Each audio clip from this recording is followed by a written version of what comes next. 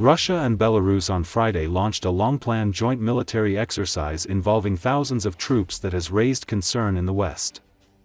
According to Associated Press, the exercises, dubbed Zapad 2025, or West 2025, are held in Belarus and Russia and will last through Tuesday. They are intended to showcase close defense ties between Moscow and Minsk, as well as Russia's military might.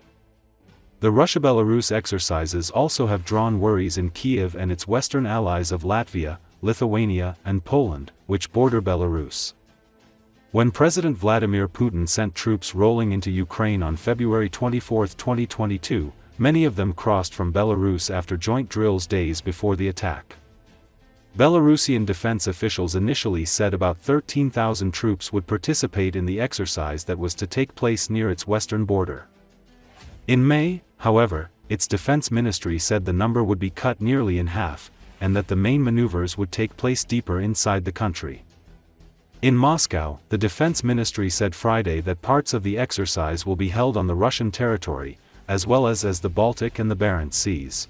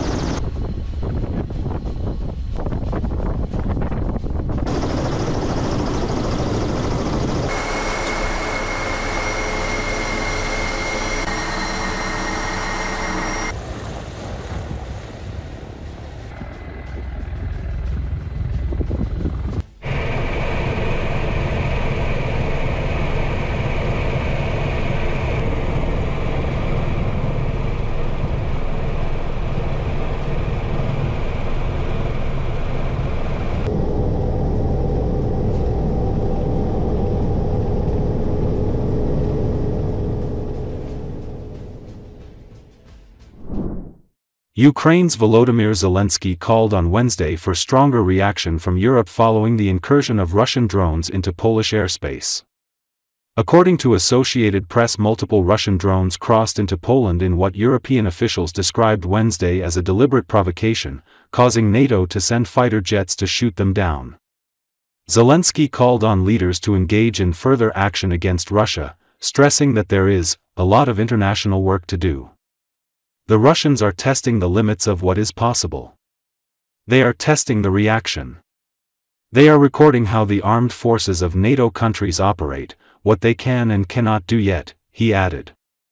The incursion, which occurred during a wave of strikes by the Kremlin on Ukraine, and the NATO response swiftly raised fears that the war could spill over, a fear that has been growing in Europe as Russia steps up its attacks and peace efforts go nowhere.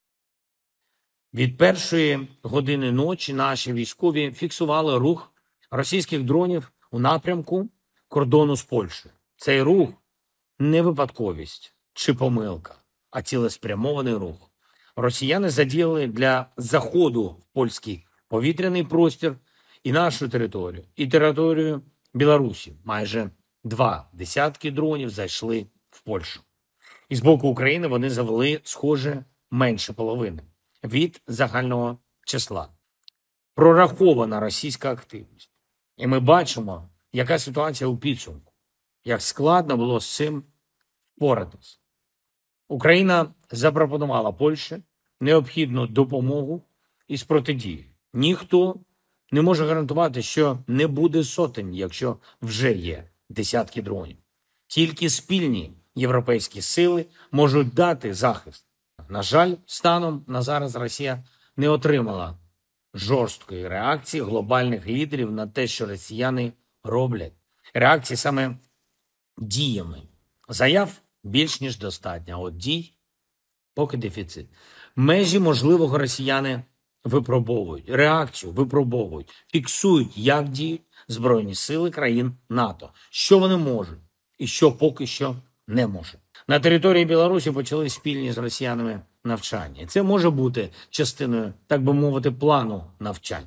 Бачимо також російську кампанію дезінформації і проти Польщі, і проти України. Ми бачимо, як росіяни намагаються принизити Польщу.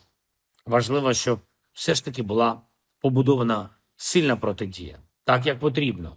Україна пропонує скоординовано, продумано, спільно захищати повітряний простір. Ми представили партнерам, як це зробити. Деталі зрозумілі, як не дати розширюватись війні і як зупинити російські кроки на ескалацію. Спільних сил для цього абсолютно достатньо. Сьогодні багато міжнародної роботи щодо цього всіх лідерів.